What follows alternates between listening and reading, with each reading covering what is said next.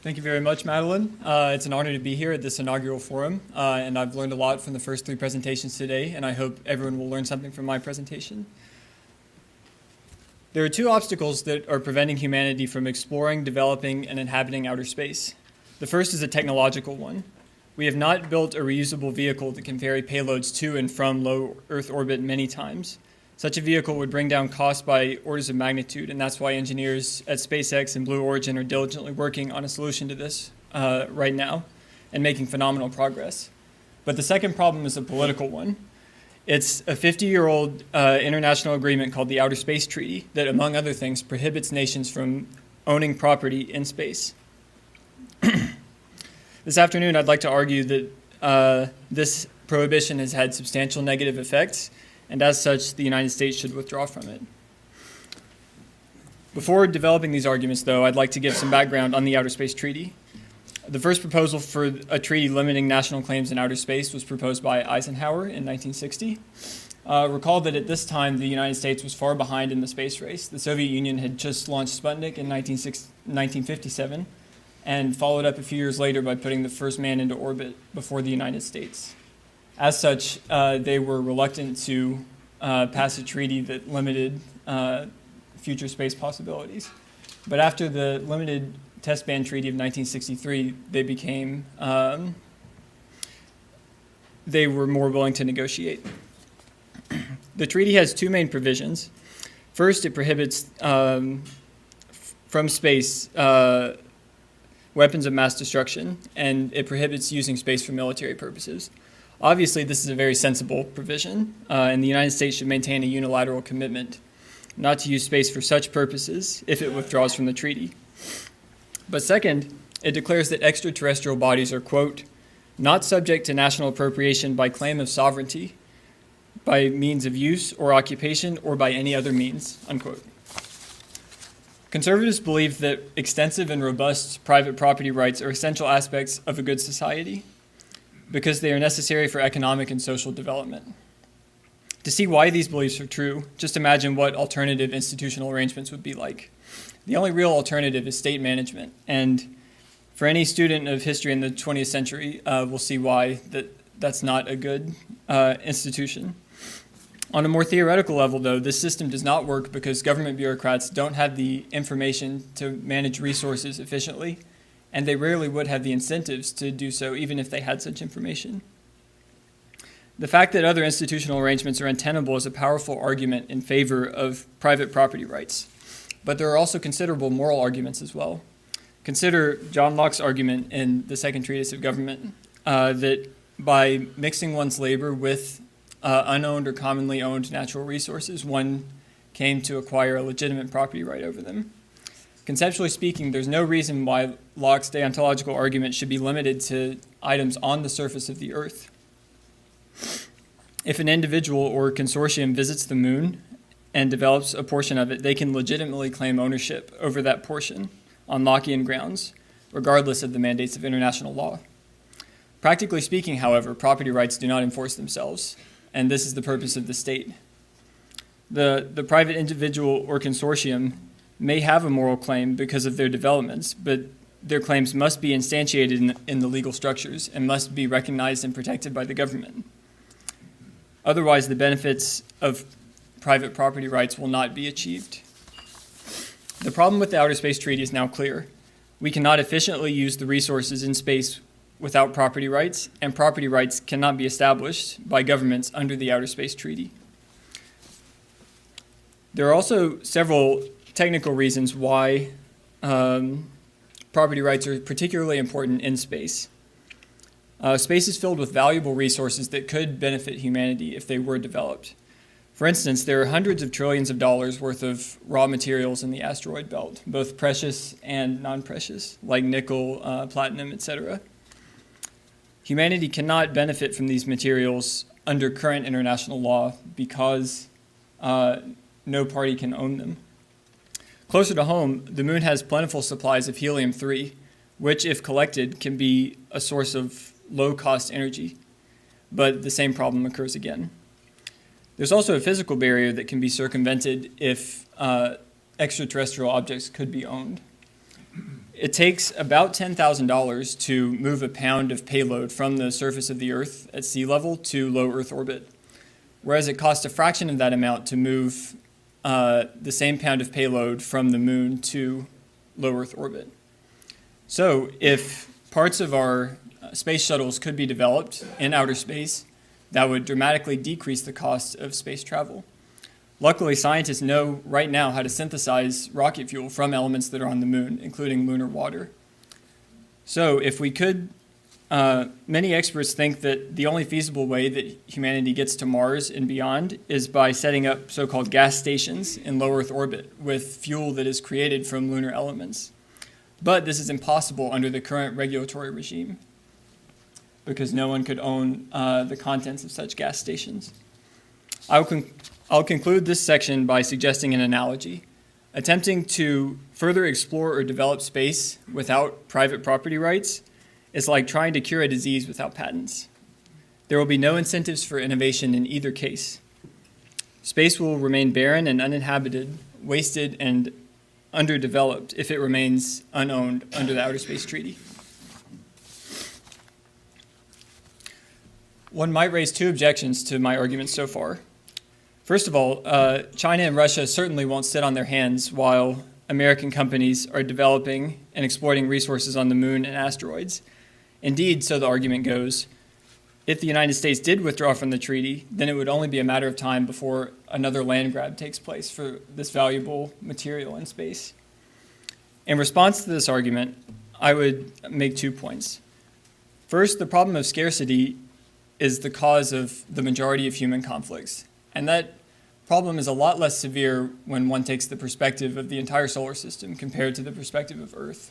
There are hundreds of thousands of times as much material to use further out in the solar system, and scarcity will hardly be an issue if companies and nations are after resources. Second, the Outer Space Treaty can and should be succeeded by new international arrangements that provide a framework for how states can coordinate their development activities and arbitrate differences if they arise. Second, a second objection that is, an egalitarian might object that this proposal only benefits those who are extremely well off, that is, people who are in a position to operate or invest in space ventures. And the argument goes that this proposal will only exacerbate existing inequalities. Even if one grants these premises, the conclusion doesn't follow. The institutions could be structured such that the least well-off agents, that is, the least well-off individuals and countries in the world, could be given grants to extraterrestrial property, much like the Homestead Act of 1862. Obviously, it's infeasible for these individuals to go west and settle these lands. But if financial markets were allowed to operate, they could lease or sell their claims to companies which are in the position to exploit the resources. In addition, greater development and exploration of space will create many good STEM jobs, and it will expand the tax base. And if the mining industry takes off, it will lead to a dramatic reduction in prices of any product that depends on raw materials. So establishing property rights in space will not necessarily benefit the few at the expense of the many. Reigniting America's interest in space could have additional social benefits. This is because there are many aspects of the proposal that are desirable for any political constituency. I'll take two examples. First, for environmentalists, this proposal has obvious appeal. If significant portions of humanity's mining and industrial capacity were moved to space rather than on Earth, pollution would be dramatically abated, and there would be no use for environmentally harmful mines on Earth. Likewise, for fiscal hawks, the new model I'm suggesting of private-public partnership based on strong property rights would not be a large line item in the federal budget, like NASA was in the old days of the space race. Indeed, if this truly does expand economic growth, tax revenues might actually increase. I am unaware of any anti-space constituency in American politics today, and this project might have considerable bipartisan appeal. In conclusion, I've suggested that Americans and humanity at large should have great ambitions for space, to explore it, to develop it, and perhaps ultimately to inhabit it. The technological hurdles keeping us from this ambition are rapidly disappearing. However, this one political obstacle remains. If our ambitions are to be realized, then individuals and companies must be able to own parts of extraterrestrial bodies, and those claims must be acknowledged and protected by states. As I've emphasized, this is indispensable for technological, economic, and moral reasons.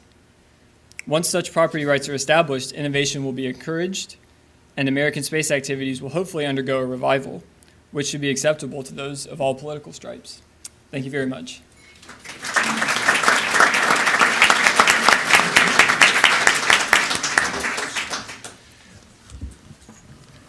Paul, first I want to say this is a very cool idea.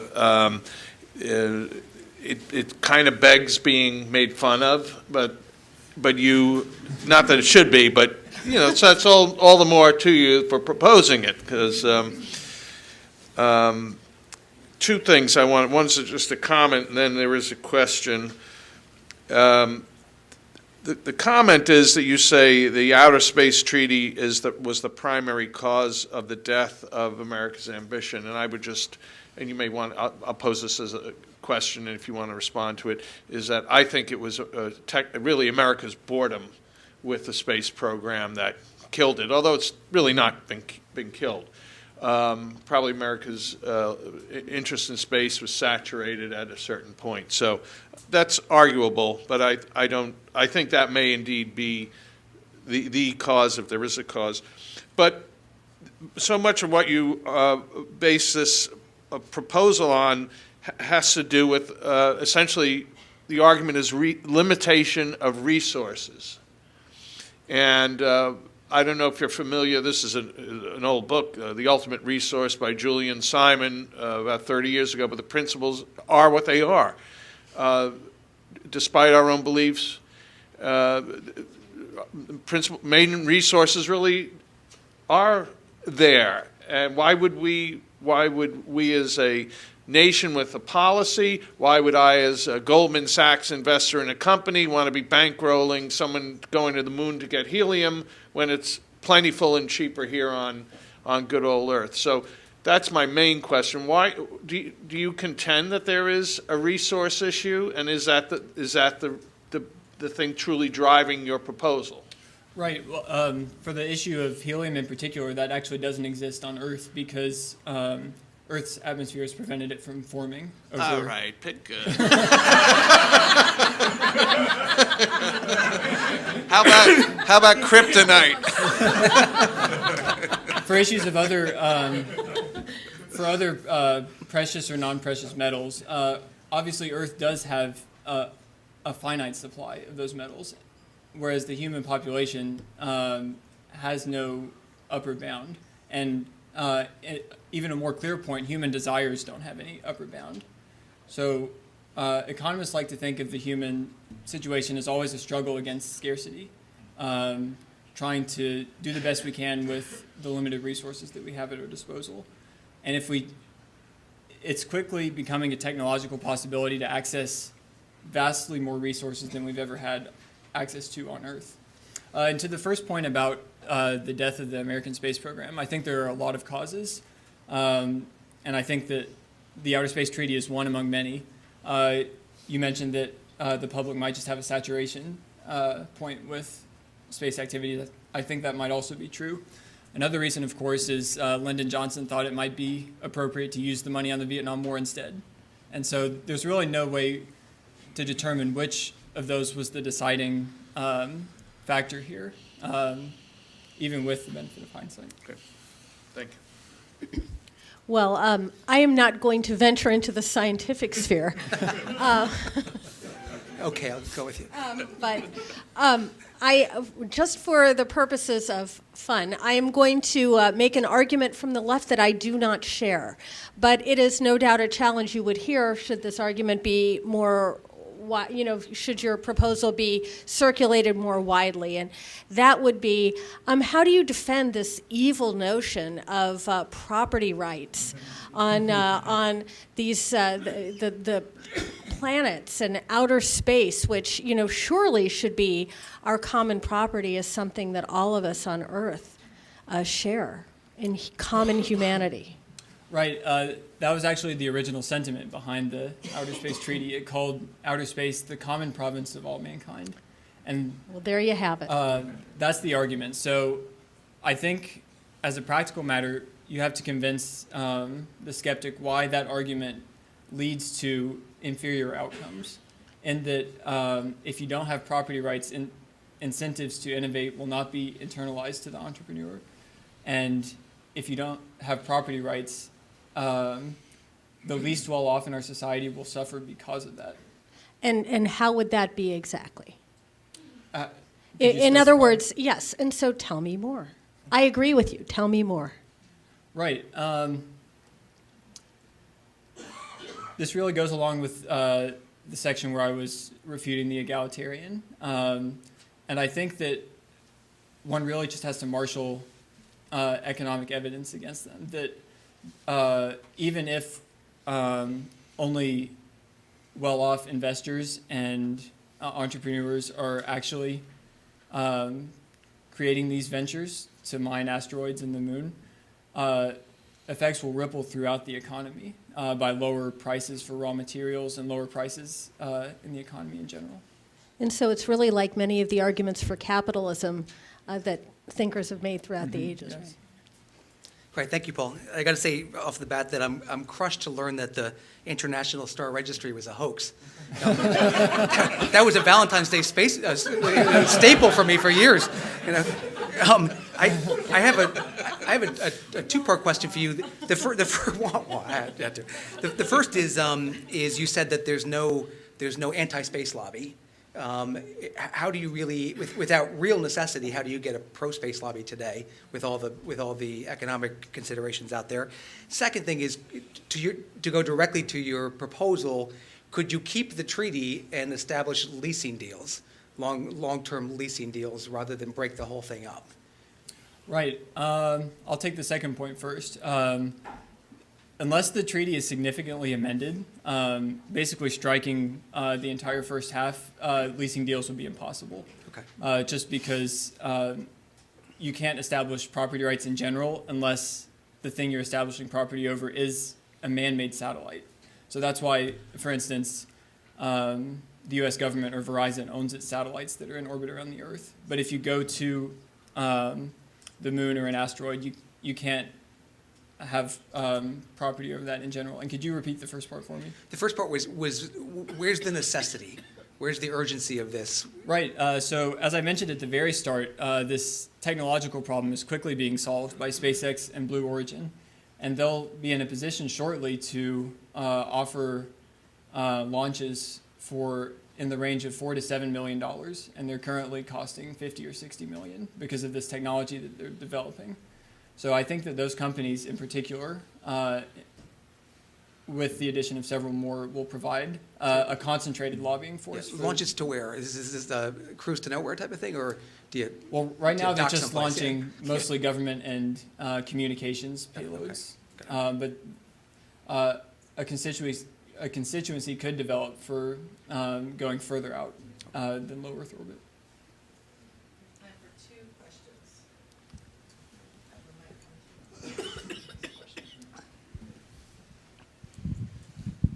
I have one comment and I have one question. The Outer Space Treaty set the precedent for the law of the Sea Convention, which had the common heritage of mankind for the deep seabed mining, which led the Reagan administration to walk away from the law of the Sea Convention. It was ultimately solved very many years later. The question is, the high seas, of course, led to a lot of piracy. So how would you propose to enforce the private property rights? And of course, you'd need someone who had the authority to issue those rights. So how would you handle those two problems? Right. Well, the retribution for potential acts of piracy does not have to be in space itself. For example, if another hostile nation like Russia or China, for example, were to accidentally or intentionally cause harm to American property in space, then the retribution for that action could be in terms of sanctions or increased pressure, diplomatic pressure of other kinds. So that could save us a lot of expense from enforcing the property rights in space. And to your first comment about the analogies with the law of the sea convention, some of the same issues were at play there because for a long time, consortiums of businesses thought that there were significant deposits of precious metals at the bottom of the deepest parts of the ocean. But because of this common heritage of mankind clause, they were unable to search for those and exploit them. So I think some of the same issues are at play. Indulge me in a hypothetical, given everything. So I'm sort of wondering, are we not creating, sort of opening a new can of worms here that doesn't have a lot of benefit for the sort of median American taxpayer? In that, I don't think it's entirely clear exactly how claims would work. So if you imagine Elon Musk actually makes it to Mars, does that mean he now rules Mars as his own personal fiefdom? Yeah. And then the fun part is, though, that if the Russians also land on Mars, which I know we're moving deep into the future here, are we then required to spend American resources to defend Elon Musk's Mars empire? And if we are, how exactly are any of us benefiting from this? Right, that is quite a hypothetical. More